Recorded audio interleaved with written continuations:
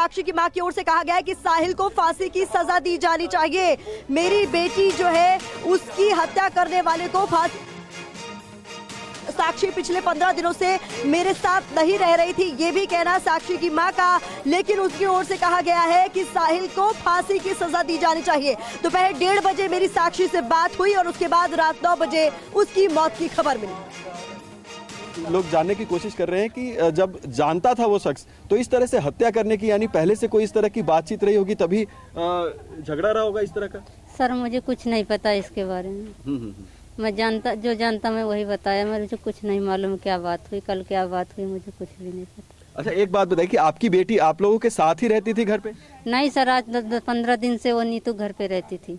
उसका आदमी जेल में बंद है। उसने बोली कि मेरे पास रहेगी, मैं 2 बच्चे से छोटे छोटे और मैं दोनों एक ही साथ रह लूंगा, मेरा आदमी छूट के आ जाएगा, भाभी तुम्हारे घर में छोड़ जाऊंगी।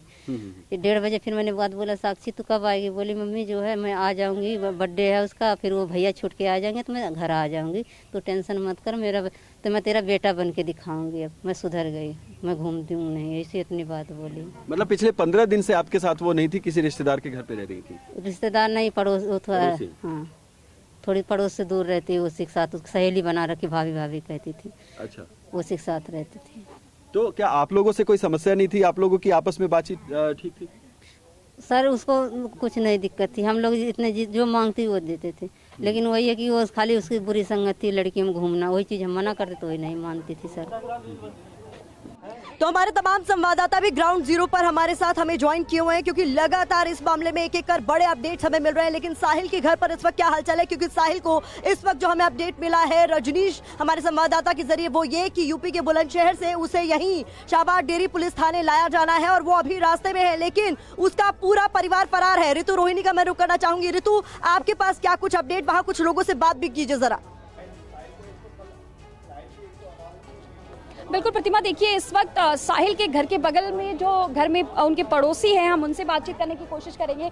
आप साहिल के परिवार के जिस बगल वाले घर में रहती हैं, किस तरीके की एक्टिविटी थी, कितने सालों से रह रहे हैं यहाँ पे? कभी ऐसा लगा कि इस तरीके की कोई क्रूर घटना को वो अंजाम दे सकता है? नहीं, हमको नहीं लगा। बातचीत हुई कभी साहिल? ऐसे बोलते थे, ठीक बोलता था, मम्मी आंटी बोलता था बस। तो अभी जो इनके पेरेंट्स और इनकी बहनें जो हैं वो फरार हैं, कहाँ गई हैं? कोई बातचीत आप लोगों को? नहीं जी, हमें नहीं पता, जाते हुए देखा था कि दोपहर में जा रही थी। आपने पूछा कहाँ जा रही? नहीं, हमने नहीं पूछा। ये तो सुबह से ही टीवी पर चल रहा है, विजुअल्स आ रहे हैं, तो आपको जानकारी होगी कि इस तरह हम की घर में ना काम कर रहे थे, टीवी हमने देखा ही नहीं, खोलते तो पता लगता हमारे को ये घटना हो गई है तो हम उनको पूछते।